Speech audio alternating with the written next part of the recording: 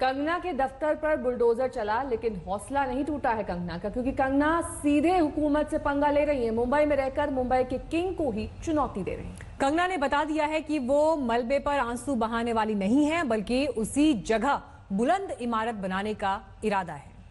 तरफ मलबा है, टूटे फर्नीचर है। कभी सोचा नहीं था कि सपनों के दफ्तर का ये हाल होगा। गाड़ी मेहनत की कमाई से खड़ी इमारत इस तरह बिखर जाएगी। अपने टूटे फूटे दफ्तर को देखकर कोई भी टूट जाए, लेकिन कंगना नहीं टूटी, बिखरी नहीं। मलबों के बीच खड़ी कंगना के इरादे अब भी बुलंद हैं, सपने अब भी आसमान जैसे हैं, आंखों में आक्रोश है, जुबान पर जंगे ऐलान है। उद्धव ठाकरे, तुझे क्या लगता है कि तूने फिल्म माफिया के साथ मिलके मेरा घर तोड़ के मुझसे बहुत बड़ा बदला लिया है? आज मेरा घर टूटा है, कल तेरा घमंड टूटेगा। ये वक्त का पहिया है, याद रखना, हमेशा एक जैसा नहीं रहता। कंगना ने सीधे सीधे चुनौती उस ठाकरे परिवार को दी जिसे मुंबई का बादशाह माना जाता रहा है। कभी ठाकरे परिवार के आगे बड़े बड़े हाजिरी लगाते थे, आज उसी परिवार का बेटा महाराष्ट्र का मुख्यमंत्री है, उन्हीं की हुकूमत है। लेकिन दफ्तर पर बुलडोजर चला तो कंगना उनकी ताकत को मलबे तक खींच लाई। तुम्हारे पिता के अच्छे कर्म तुम्हें दौलत तो दे सकते हैं, मगर सम्मान तुम्हें खुद कमाना पड़ता है। मेरा मुंह बंद करोगे, मगर मेरी आवाज मेरे बाद फिर लाखों में गूंजेगी। कितने मुंह बंद करोगे, कितनी आवाजें दबाओगे, कब तक सच्चाई से भागोगे? तुम कुछ नहीं हो, सिर्फ वंशवाद का एक नमूना हो। कंगना ने दफ्तर को हथौड़े से मलबा करने वाले बीएमसी को अदालत तक खींचा, नुकसान की भरपाई का बिल बता दिया, 2 करोड़ के नुकसान का ब्यौरा थमा दिया। अब हर्जाना वसूलने की तैयारी है। जिस टाइम पे ये रिट बना था उस टाइम पे तोड़मताड़ी नहीं हुई थी। जिस टाइम में रिट फाइल हुआ था उस टाइम तक भी उन्होंने शुरू नहीं किया था तोड़ना, तो जाहिर सी बात है उसमें कोई फिगर नहीं है। डैमेज का असेसमेंट मैं चाह रहा था कि क्लाइंट आके एक बार देखें और बताएं। फिर भी जो मुझे अंदाजा मिल रहा है वो 2 करोड़ के ऊपर का अंदाजा मिल रहा है। अभी एग्जैक्ट फिगर समझ में आएगा कि क्या फिगर है, क्योंकि उन्होंने जो तोड़ा है वो आर्टिफैक्ट्स और जो फर्नीचर तोड़ा है, मूवेबल फर्नीचर, जो मैं कई दफा कल भी बताया कि म्यूनिसिपल कभी इस तरीके की हरकत नहीं करती है कि आपके घर में जो मूवेबल आइटम्स है वो डिस्ट्रॉय करके जाती है। दफ्तर में बीएमसी की तोड़फोड़ पर बॉम्बे हाईकोर्ट की सुनवाई तो 22 सितंबर तक टल गई है और तब तक दोनों पक्षों को यथास्थिति बरकरार रखनी होगी, यानी न कुछ बनेगा न कुछ बिगड़ेगा। लेकिन कंगना और शिवसेना की लड़ाई हर गुजरते वक्त के साथ तीखी होती जा रही है। जिस विचारधारा पर बाला साहब ठाकरे ने शिवसेना का निर्माण किया था, आज वो सत्ता के लिए उसी विचारधारा को बेचकर शिवसेना से सोनिया सेना बन चुकी हैं। कंगना की मर्दानी वाली तेवर के आगे शिवसेना का उबलता खून ठंडा पड़ने लगा।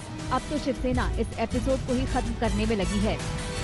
कोई सरकार ने जो एक्शन लिया है, मैंने भी टीवी पे देखा है, वो सरकार, देखो सरकार है, बीएमसी है, एक अलग संस्था है, उसमें आप मुझे मत जोड़िए। सरकार को लगा होगा कोई इलीगल काम कहाँ हुआ है तो सरकार की तरफ से काम किया होगा, तो क्या हो गया? शिवसेना कानून कंट्रोल नहीं करती ना। कंगना ने मुंबई में अपने दफ्तर की कीमत पर सीधे महाराष्ट्र सरकार से पंगा ले लिया है। दिल्ली से समर्थन मिलते ही कंगना और भी आक्रामक होती जा रही है। बीजेपी और आरएसएस खुलकर कंगना के साथ आ गए हैं। यहाँ तक कि शरद पवार भी बुलडोजर वाले फैसले पर उंगली उठा रहे हैं। ऐसे में ठाकरे सरकार को भी लगने लगा है कि आखिरकार किससे पंगा ले लिया। पंकज उपाध्याय के साथ मौसमी सिंह, मुंबई आज तक। कंगना और महाराष्ट्र सरकार की जंग थम नहीं रही है। कंगना उद्धव से लेकर सोनिया तक निशाना साध रही है, तो महाराष्ट्र सरकार ने ड्रग्स कनेक्शन की जांच का आदेश देकर नया मोर्चा खोल दिया है। जंग की शुरुआत सुशांत मामले में कंगना की एंट्री से हुई, फिर राष्ट्रवाद, मुंबा देवी से होकर ये मामला तू तड़ाक तक पहुंच गया।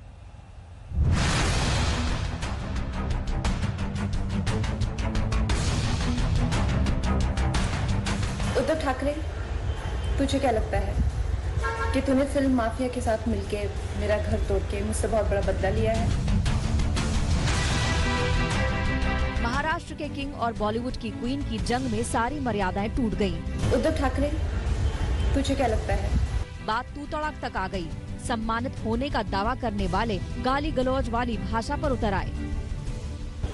उद्धव ठाकरे, तुझे क्या लगता है कि तूने फिल्म माफिया के साथ मिलके मेरा घर तोड़ के मुझसे बहुत बड़ा बदला लिया है? आज मेरा घर टूटा है, कल तेरा घमंड टूटेगा। ये वक्त का पहिया है, याद रखना। अगर आप किसी विषय की राजनीति करना चाहते हो या क्या बोलते हैं आप आपकी भाषा में, कोई एक अलग से माहौल बनाना चाहते हो तो किसी भी भाषा शब्द का कोई भी अर्थ निकाल सकता है।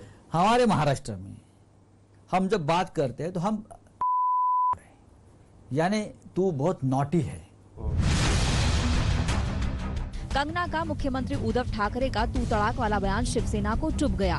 इस भाषा को आपत्तिजनक मानते हुए एक केस भी मुंबई के विक्रोली थाने में दर्ज किया गया। कंगना और महाराष्ट्र सरकार की जंग की शुरुआत सुशांत को इंसाफ दिलाने की बात से हुई। कंगना ने ट्वीट कर मुंबई पुलिस को घेरा, मुंबई को पीओके तक बता दिया तो महाराष्ट्र के गृह मंत्री ने मोर्चा संभाल लिया।